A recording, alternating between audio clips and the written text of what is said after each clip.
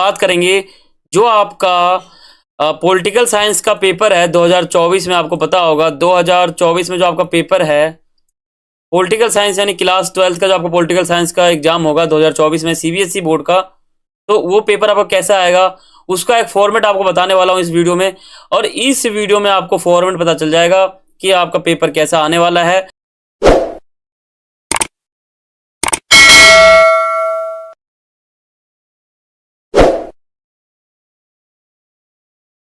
किस पैटर्न में आने वाला है तो वही आपको इस वीडियो में बताने वाला हूं। चैनल पर नए हो सब्सक्राइब कर लेना, जैसा कि आपके सामने सब्सक्राइब का बटन भी शो हो रहा है, तो इसी प्रकार आपको क्लिक करना है सब्सक्राइब पे और बेल आइकन पे आपको इसी प्रकार से क्लिक कर देना है, ठीक है। जिससे क्या होगा कि हमारे वीडियो का नोटिफिकेशन आपके पास पहुंच जाएगा। और खास करके ये पेपर के समय में तो आप बहुत इंपॉर्टेंट है हमारा ये वीडियो, ठीक है। तो आप जो है सब्सक्राइब कर सकते हो, आपके सामने जो बटन है वो फिर से शो हो रहा है, ठीक है। तो अब क्या है, अब हम इसमें फॉर्मेट समझते हैं। और यहाँ पे आपको एक ध्यान देना है, यहाँ पे लिखा हुआ है सामान्य निर्देश, ठीक है। तो इसमें आपको सामान्य निर्देश समझना है कि जो पेपर का फॉर्मेट होता है वो इसी को पढ़ने के बाद समझ में आता है। तो इसमें क्या है कि आप यहां ध्यान से पढ़ो। इस प्रश्न पत्र में 5 खंड हैं, A B C D E, ठीक है, टोटल 5 हो गए। कुल इसमें प्रश्न की संख्या 30 है, यानी टोटल आपके 30 प्रश्न आएंगे पॉलिटिकल साइंस के एग्जाम में। सभी प्रश्न अनिवार्य है। प्रश्न संख्या 1 से 12 तक बहुविकल्पीय प्रश्न है, 1 अंक वाला। और जो आपका 13 से 18 तक का है वो 2 अंक वाला आपका प्रश्न है, 50 से 60 शब्दों में आपको आंसर लिखना है। जो आपका 19 से 23 तक का जो क्वेश्चन है वो 4 अंक वाले हैं। और जो वर्ड लिमिट है वो 100 से 120 है, ठीक है। देखो ये जो हमारा वीडियो है आपके लिए बहुत इंपॉर्टेंट है, आप इसको पूरा देखोगे तो आपका जो पेपर होने वाला है 2024 में पॉलिटिकल साइंस क्लास 12th का सीबीएसई बोर्ड का, तो उसके लिए आपका बहुत ही मतलब यहां से तैयारी हो जाएगा, या आप कह सकते हो आपको फॉर्मेट के बारे में जानकारी मिल जाएगी। प्रश्न संख्या 24 से 26 तक के जो है गद्यांश और कार्टून और मानचित्र आधारित हैं, ठीक है। 27 से 30 तक के जो है 6 अंक वाले प्रश्न दिए हुए हैं, 170 से 80 शब्दों में आपको आंसर देना है। और 6 अंक वाले प्रश्नों में आंतरिक विकल्प उपलब्ध है, यानी जो 6 अंक वाले प्रश्न होते हैं उसमें आपको हर क्वेश्चन में अथवा मिलेगा, ठीक है। तो आपका जो खंड का है ना, या ए कह सकते हो, खंड ए कह सकते हो, यानी सेक्शन ए, ठीक है। तो इसमें जो आपको क्वेश्चन मिलेगा वो मिलेगा एमसीक्यू टाइप का, ठीक है। आपको यहाँ पे मिलेगा, यहाँ पे आपको देखो पहला जो आपको क्वेश्चन है ये आपको मिलेगा काल कर्मानुसार, ठीक है, मैं बताना भूल गया। एमसीक्यू तो मिलेगा ही, लेकिन ये काल कर्मानुसार रहेगा ये वाला क्वेश्चन खास करके। काल कर्मानुसार का मतलब है कोई भी चीज काल वाइज होना। जैसे उदाहरण देता हूं, यहां मैंने लिखा नहाना, ठीक है, पहला। दूसरा मैंने लिखा स्कूल ड्रेस, ठीक है। फिर मैंने लिखा स्कूल जाना। फिर मैंने लिखा लंच, या इसे हम रिसेस कह सकते हैं। और 5वां आपका हो गया स्कूल की छुट्टी, ये हो गया। यानी यहां पे देखो अगर ऊपर नीचे कुछ भी हो, आपको इन सभी बातों को काल कर्मानुसार रूप में सजाना है। पहले क्या हुआ, आप नहाए। फिर क्या हुआ, आपने स्कूल ड्रेस पहना। फिर क्या हुआ, आप स्कूल गए। फिर क्या हुआ, रिसेस हुआ। फिर क्या हुआ, स्कूल की छुट्टी हो गई। यानी जो बातें हो रही है वो काल कर्मानुसार हो रही है। तो इसी प्रकार आपको आंसर लिखना है। मैंने उदाहरण आपको बहुत सही दिया है, कई बच्चों को समझ में आ चुका होगा, ठीक है। तो देखो यहां पर मैं आपको क्वेश्चन समझाता हूं तब आपको समझ में आ जाएगा। देखो जो आपका क्वेश्चन आपके सामने दे रखा है वो दे रखा है कि निम्नलिखित घटनाओं को काल कर्मानुसार कर्म में व्यवस्थित कीजिए, सही विकल्प चुनिए, ऐसा आपको दे रखा है। संयुक्त राष्ट्र संघ की स्थापना, सोवियत संघ का पतन, द्वितीय विश्व युद्ध आरंभ और रूसी क्रांति, ठीक है। तो ये आपके सामने बहुत ही अच्छा काल कर्मानुसार टाइप का दे रखा है, यहां आप समझ जाओगे बिल्कुल विस्तार से, ठीक है। तो पहला जो आपके पास क्वेश्चन है वो है काल कर्मानुसार, यानी आपको इसमें आंसर देना है काल के हिसाब से, ठीक है। तो यहां पे आपको 4 ऑप्शन मिलेगा, आपको इसको क्या करना है, काल के हिसाब से इसको सजाना है ना, तब इसका आपका आंसर कंप्लीट हो जाएगा। देखो यहां पे रूसी क्रांति आ जाएगा, ठीक है। सबसे पहले आपको मैं बताऊं तो सबसे पहले आएगा रूसी क्रांति, फिर आएगा हमारा संयुक्त राष्ट्र संघ का स्थापना, ठीक है, 1945 दूसरा आ जाएगा, और द्वितीय विश्व युद्ध आरंभ 1939, तो 45 दूसरा हमारा आ जाएगा। जो हमारा तीसरा ऑप्शन है दूसरे में आ जाएगा, फिर तीसरा आ जाएगा और ये चौथा आ जाएगा। यानी पहले हमारा आएगा रूसी क्रांति, ठीक है, फिर हमारा दूसरा आ जाएगा अपना द्वितीय विश्व युद्ध, फिर तीसरा आ जाएगा हमारा संयुक्त राष्ट्र संघ की स्थापना, फिर चौथा आ जाएगा सोवियत संघ का पतन। इस प्रकार से आंसर हो जाएगा। अब यहाँ पे आप देखोगे तो आपका पहला चौथा हो गया, चौथा के बाद फिर आपका दूसरा, तीसरा, तो यहाँ पे आपको ये वाला मिलेगा। देखो ये डी आपका आंसर सही है, चौथा, तीसरा, पहला, दूसरा। तो यहाँ पे हमने क्या कहा था, चौथा, पहला, चौथा, तीसरा, पहला और दूसरा। हाँ, तो आपका आंसर हो जाएगा डी, ठीक है। तो इस प्रकार आपको सजाना है। और मैंने आंसर कैसे निकाला, तो आपको पता होगा रूसी क्रांति हुई थी, है ना। रूसी क्रांति जब हुई थी तभी सोवियत संघ का जन्म हो गया था, है ना। तो सोवियत संघ का जब जन्म हो जाता है तब मान लो 1917 में जो है जन्म हो गया, ठीक है। तो 1917 यहाँ मैं आप लिखता हूं आपके सामने, 1917 में जन्म हो गया, ठीक है।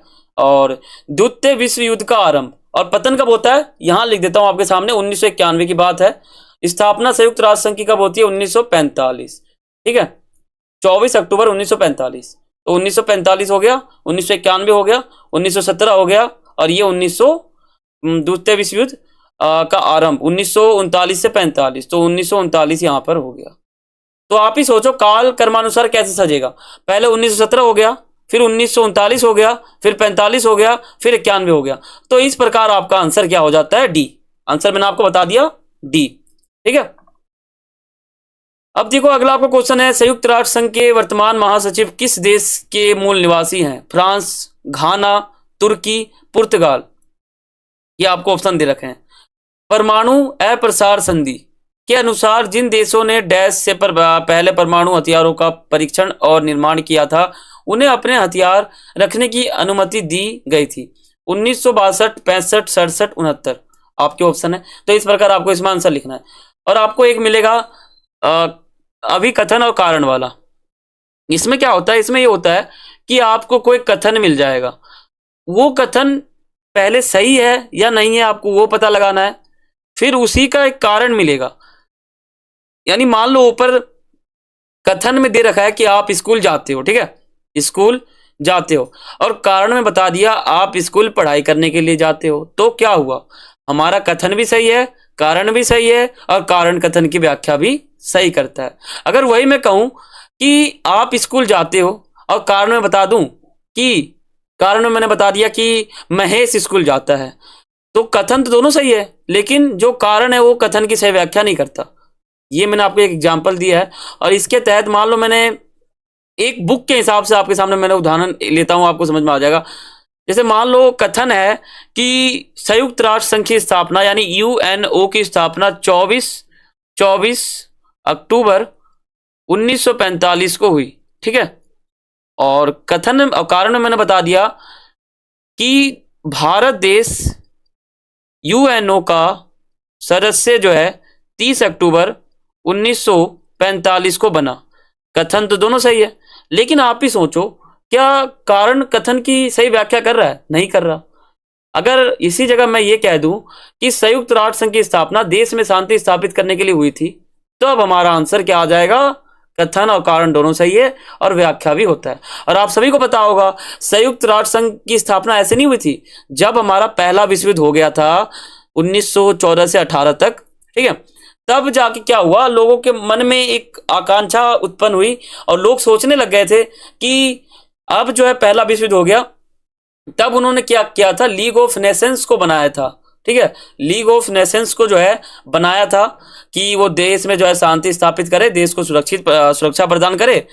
तब क्या हुआ, तब कुछ ही वर्षों बाद जो है दूसरा विश्व युद्ध हो जाता है। तो पहले विश्व युद्ध में देश बहुत ही ज्यादा टूट जाता है, फिर दूसरे में तो और ज्यादा टूट जाता है। तब लोग सोचते हैं कि लीग ऑफ नेशंस जो है संभाल नहीं पाया, तब लोगों ने सोचा कि एक उत्तराधिकारी इसको चाहिए। तब क्या किया गया, यूएनओ की स्थापना की गई। तब लोगों ने सोचा कि अब ये जो है देश में शांति स्थापित कर देगा, अब कोई युद्ध नहीं होगा। तो ऐसे ही हुआ। आज 2024 चल रहा है, अभी तक कोई तीसरा विश्व युद्ध हुआ है क्या, आप ही सोचो, बिल्कुल नहीं हुआ है। तो कहीं ना कहीं यूएनओ जो हमारा है वो हमको कहीं ना कहीं सुरक्षा प्रदान अभी भी कर रहा है, 2024 में भी कर रहा है, वर्तमान समय में भी कर रहा है वो, ठीक है। तो यही है, लेकिन लोगों ने सही सोचा, लीग ऑफ नेशंस का जो उत्तराधिकारी बनाया गया था यूएनओ को, तो उसने कहीं ना कहीं अभी तक सुरक्षा प्रदान की है पूरे देश में, तभी अभी तक जो है तीसरा विश्व युद्ध नहीं हुआ, ठीक है। तो ये मैंने आपको उदाहरण देके बताया है। तो यहां पे आपने ये समझ लिया होगा कि किस प्रकार आपको कथन कारण वाला क्वेश्चन करना है, ठीक है। तो अब हम चलते हैं आगे। देखो जो आपका 5वां प्रश्न है वो भी यहाँ पे यही दे रखा है, ठीक है, और फिर आपको यहाँ पे दे रखा है, और इसी प्रकार आपका सेक्शन ए जो है बटा हुआ है, ठीक है। और आप नीचे देखोगे तो 8वां प्रश्न, 9वां प्रश्न, फिर आपको 10वां 12वां देखने को मिल जाएगा, और फिर आ जाता है हमारा सेक्शन बी, ठीक है। सेक्शन बी में क्या दे रखा है, 13वां प्रश्न आपका है 14, 15, 16, 17, 18, ये आपके हैं सेक्शन बी वाले। इसमें दे रखा है दक्षिण कोरिया की किन्हीं 2 विशेषताओं का उल्लेख कीजिए, इसे सत्ता का समकालीन केंद्र साबित करती है। इसमें आपको ये बताना है कि दक्षिण कोरिया क्या है, इसकी 2 विशेषता क्या है, और ये जो सत्ता है जो अभी समकालीन समय में जो सत्ता है वो केंद्र साबित कैसे करती है, आपको यहां बताना है। साफ्टा क्या है, संक्षेप में बताइए, यानी साफ्टा का फुल फॉर्म क्या है, इसका कार्य क्या है, और ये क्या है आपको यहां बताना है 2 नंबर में, ठीक है। सुरक्षा की अवधारणा क्या है, आपको पता होगा सुरक्षा किसे कहते हैं, खतरे से आजादी सुरक्षा कहलाता है। 2 प्रकार हैं उसके, परंपरागत और अपरंपरागत, ठीक है, आपने पढ़ा होगा। ये हमारा समकालीन विश्व में सुरक्षा वाले चैप्टर का क्वेश्चन है।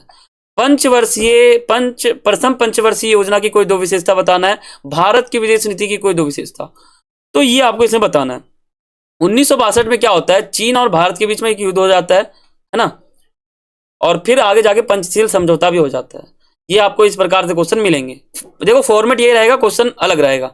सेक्शन सी में क्या है, 20 अंक वाले आपको क्वेश्चन रहेंगे टोटल।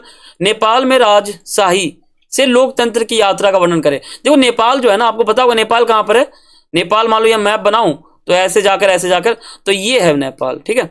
ये जो एरिया देख रहे हैं ना आपको, ये नेपाल है। तो नेपाल में पहले क्या था, राजा का शासन था। अब क्या हो रहा है, अब लोकतंत्र की ओर बढ़ रहा है वो भी। तो राजा का शासन और लोकतंत्र का भी शासन आ रहा है, तो इसके बीच का सफर कैसा था, उस सफर के ऊपर प्रकाश डालना है, ठीक है। एक ध्रुवीय विश्व के समय संयुक्त राष्ट्र संघ यानी यूएनओ की क्या भूमिका थी। जब विश्व एक ध्रुवीय हो गया, या पहले भी एक ध्रुवीय था, तब संयुक्त राष्ट्र संघ की क्या वहां पे महत्व थी। वैसे जब विश्व युद्ध समाप्त हो जाता है तब क्या माहौल था, तो वो आपको यहाँ पे बताना है। आप बता सकते हो तो यहां हो जाएगा। देखो वैश्वीकरण के राजनीतिक, आर्थिक और सांस्कृतिक परिणामों का संक्षेप में यहां बताना है आपको। इसमें आपको ये बताना है कि वैश्वीकरण आज देश में चल रहा है, तभी आपको चीन में जो चीज है वो आपको यहां दिख रहा है, ठीक है। अमेरिका का जो चीज है वो आपको यहां दिख रहा है, ठीक है।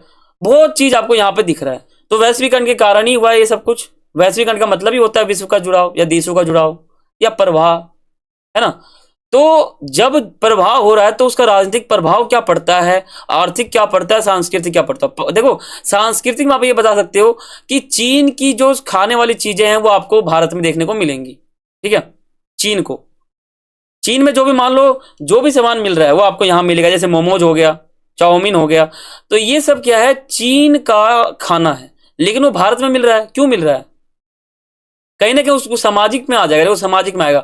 सांस्कृतिक में क्या आएगा, उसका जो कल्चर, उसका जो भी संस्कृति है ना किसी और देश का, तो वो भारत में आ गया, तो ये हो जाता है। और मान लो हमारे देश में कोई संस्कृति है वो कहीं और देखने को मिल जाए, तो ये भी वैश्वीकरण का सांस्कृतिक प्रभाव है। आर्थिक में क्या है कि पैसे के रूप में बात होती है। राजनीतिक में क्या होता है, सत्ता से बातें होती है। गुजरात और बिहार आंदोलन भारतीय राजनीति में मील का पत्थर थे, इस कथन के आलोक में स्पष्ट करें। यह आपको बताना इंपॉर्टेंट क्वेश्चन है, 4 नंबर का है। 1975 में आपातकाल की घोषणा की गई थी, नपात तुला कदम नहीं था। आपातकाल के प्रभावों की के साथ जो है कथन की व्याख्या करना है। इसमें आपको इसमें बताना यह है कि जब आपातकाल लागू हुआ था 25 जून 1975 को, ठीक है, तब प्रेस सेंसरशिप लागू हो जाता है। फिर आगे कहानी आपको इसमें बिल्कुल बताना है। 1989 के बाद की अवधि को कभी कभी राजनीतिक प्रतिस्पर्धा की जटिल प्रकृति की अवधि के रूप में भी देखा जाता है। उस काल के 2 मुख्य राजनीतिक दलों के चुनाव परिणामों के तथ्य आंकड़े को स्पष्ट यहाँ पे आपको करना है। 1989 के बाद क्या होता है, भारत की राजनीति में बहुत बदलाव हो जाता है, और आज तक जो है बदलाव है। अभी भी सरकार जो है गठबंधन वाली बनती है, अभी भी बनती है, चाहे तो अभी बन जाए एक सरकार अच्छा, लेकिन फिर भी गठबंधन वाला ही बनता है, लोगों का इसमें समर्थन होता है। ठीक है, 1979 के बाद भारतीय राजनीति के किन्हीं तीन प्रमुख मुद्दों पर प्रकाश डालें या फिर वर्णन करें। इसमें आपको ये बताना है 1989 के बाद भारतीय राजनीति में क्या क्या प्रमुख बदलाव हुआ और राजनीतिक मुद्दे क्या थे वो आपको यहाँ पे बताना है। ठीक है, और यहाँ जो डी आपका सेक्शन है ये आपका रहेगा स्रोत आधारित। ठीक है, इसमें आपको क्या रहेगा, गद्यांश मिलेगा, उसमें आपको क्वेश्चन मिलेंगे और आपको आंसर देना है। ठीक है, 1978 तक चीन में निम्नलिखित में से कौन सी नीति अपनाई गई थी? बंद द्वार की नीति, खुले द्वार की नीति, तंग द्वार की नीति, और आपको ऑप्शन दे रखा है सख्त द्वार की नीति। तो मेरे हिसाब से आंसर क्या आएगा, खुले द्वार की नीति। ठीक है, 24.2 चीन में खुले द्वार की नीति। देखो यहाँ कह भी दिया, अब किसी पास कॉमन सेंस है तो वो पहले वाले क्वेश्चन को दूसरे से मैच कर सकता है। देखो जाहिर सी बात है, यहाँ ध्यान से पढ़ो, यहाँ क्वेश्चन में क्या देखा था, खुले द्वार की नीति, और आगे क्या कहता है, आगे खुद कहता है चीन में खुले द्वार की नीति। देख रहे हो, यानी कहीं ना कहीं क्वेश्चन खुद ना खुद आपको आंसर बता देता है।